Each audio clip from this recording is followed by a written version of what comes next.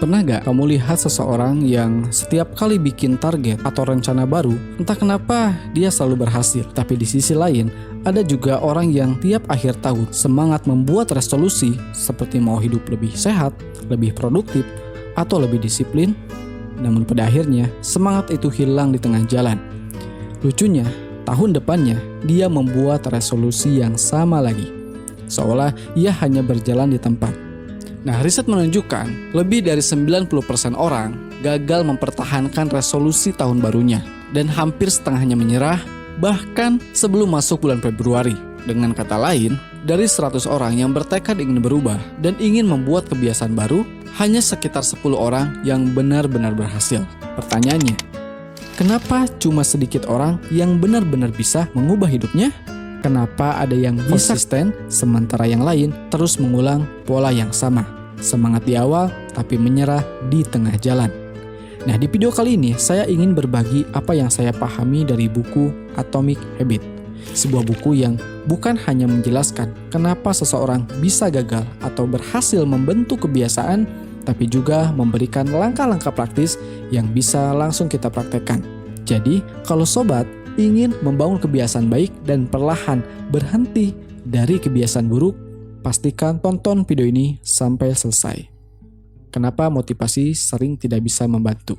Salah satu hal yang menampar saya ketika membaca buku Atomic Habit ini adalah motivasi memang bisa memberi dorongan sesaat, tetapi tidak cukup kuat untuk benar-benar mengubah seseorang.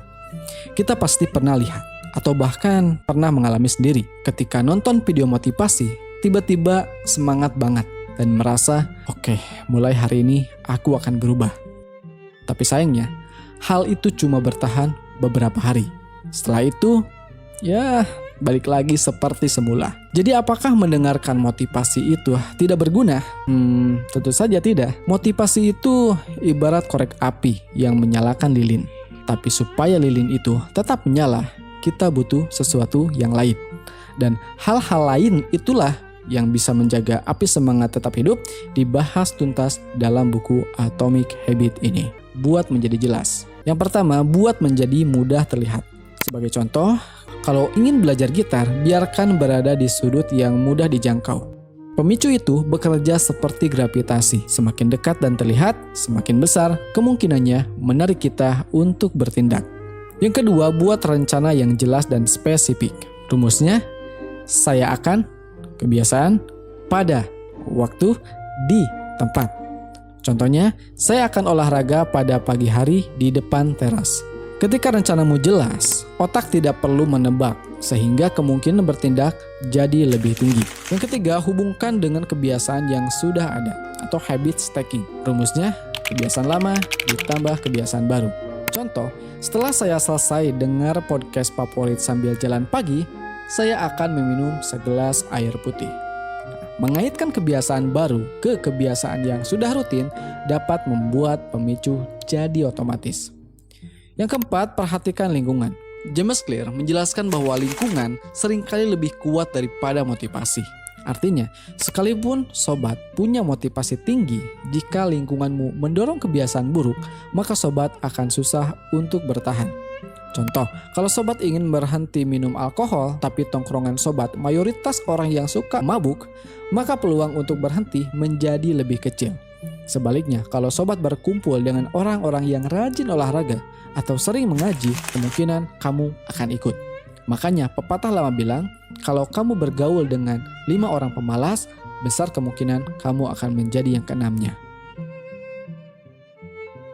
Hukum kedua, buat menjadi menarik. Kenapa ini penting? Karena otak manusia secara alami dirancang untuk mencari kesenangan dan menghindari rasa sakit. Jadi, semakin menarik sebuah kebiasaan, maka semakin besar kemungkinan kita akan melakukannya secara berulang. Nah, lalu bagaimana cara membuat suatu kebiasaan terasa begitu menarik? Yang pertama, manfaatkan dopamin. Bagi yang belum tahu, dopamin adalah zat kimia di otak yang berperan menimbulkan rasa senang dan termotivasi. Setiap kali kita merasa bersemangat atau menikmati sesuatu, dopaminlah yang bekerja di baliknya. James Clear menjelaskan ketika suatu perilaku memicu keluarnya dopamin, kita akan merasa ketagihan untuk mengulanginya. Dan ketika kita mengulang suatu perilaku secara terus-menerus, perilaku itu pun berubah menjadi kebiasaan. Untuk membangun kebiasaan baru, James Clear memperkenalkan konsep temptation bundling, yaitu menggabungkan kebiasaan yang kita butuhkan dengan sesuatu yang kita sukai. Misalnya, mendengarkan audiobook atau podcast favorit sambil jogging, memancing, atau beres-beres rumah. Intinya, selipkanlah kebiasaan baru di antara aktivitas yang sudah terasa menyenangkan. Yang kedua, gunakan pengaruh sosial. Lingkungan sosial bisa mempercepat atau justru menghambat perubahan kita. Ketiga, gunakan cara pandang yang berbeda. Cara kita memandang suatu aktivitas akan menentukan apakah kita mau melakukannya atau tidak. Kalau kita menganggap membaca itu membosankan atau olahraga itu melelahkan, maka kecil kemungkinan kita akan melakukannya. Sebaliknya dengan kebiasaan buruk, ia bertahan karena kita mengaitkannya dengan perasaan positif. Contoh, alih-alih berpikir merokok membuat saya rileks, ubah jadi merokok merusak kesehatan dan membuat saya kehilangan kendali. Alih-alih berpikir begadang itu seru, ubah jadi begadang bikin saya lelah dan kehilangan produktivitas. Dengan mengubah cara kita melihat kebiasaan buruk, rasa ingin melakukannya perlahan akan berkurang. Hukum 3, buat menjadi mudah. Yang pertama, fokus pada konsistensi bukan kesempurnaan. Salah satu alasan kenapa banyak orang gagal dalam membangun kebiasaan adalah karena aktivitas yang mereka lakukan terlalu berat di awal. Misalnya, sobat melihat seorang teman rutin jogging 3 km setiap pagi. Sobat pun termotivasi dan lalu mulai dengan niat lari 1 km setiap hari. Di awal mungkin semangatnya terasa tinggi, tapi ketika motivasi menurun, energi yang harus sobat keluarkan terasa terlalu besar. Dan akhirnya sobat berhenti. James Clear menjelaskan bahwa kebiasaan tidak lahir dari lompatan besar, tapi dari langkah-langkah kecil yang dilakukan secara terus-menerus. Kebiasaan lebih mudah dilakukan jika mudah. Kalau sobat ingin membangun kebiasaan jogging, jangan langsung lari sejauh 1 km. Mulailah dengan berjalan santai 100 meter. Dengan mempermudah tindakan di awal, sobat memberi sinyal kepada otak bahwa aktivitas yang ingin sobat lakukan itu sangat ringan, sehingga tidak ada alasan untuk tidak melakukannya. Yang ketiga, gunakan aturan 2 menit. Masalah terbesar dalam membangun kebiasaan bukan menyelesaikannya, tapi memulainya. James Clear memberi trik sederhana, yaitu aturan 2 menit. Misalkan, ketika sobat malas berlari atau belajar gitar, katakanlah pada dirimu sendiri, "Oke, 2 menit saja." Saat sobat berpikir 2 menit saja, otak akan menilai aktivitas itu ringan. Menariknya, begitu sobat mulai, seringkali sobat malah keterusan. Jadi 5 menit, 10 menit, bahkan setengah jam. Dan kalaupun cuma benar-benar 2 menit, itu lebih baik daripada tidak melakukan apa-apa. Karena kamu tetap berhasil melatih otot konsistensi kamu. Buat kebiasaan baik tak terhindarkan. Contoh, kalau sobat ingin rajin membaca, letakkan buku di tempat yang mudah terlihat. Buka halaman terakhir yang sobat baca dan taruh di meja atau di tempat tidurmu. Dengan begitu, sobat hampir tidak bisa menghindar untuk melanjutkannya. Gunakan hambatan untuk kebiasaan buruk. Sebaliknya, jika sobat ingin menghilangkan kebiasaan buruk, buatlah kebiasaan itu sulit untuk dilakukan. Misalnya, kalau sobat sering menunda pekerjaan karena HP, taruh HP di ruangan lain. Intinya, permudah kebiasaan baik dan persulit kebiasaan buruk. Semakin sedikit energi yang dibutuhkan untuk melakukan sesuatu, maka semakin besar kemungkinan kita melakukannya secara konsisten. Hukum keempat, buat menjadi memuaskan.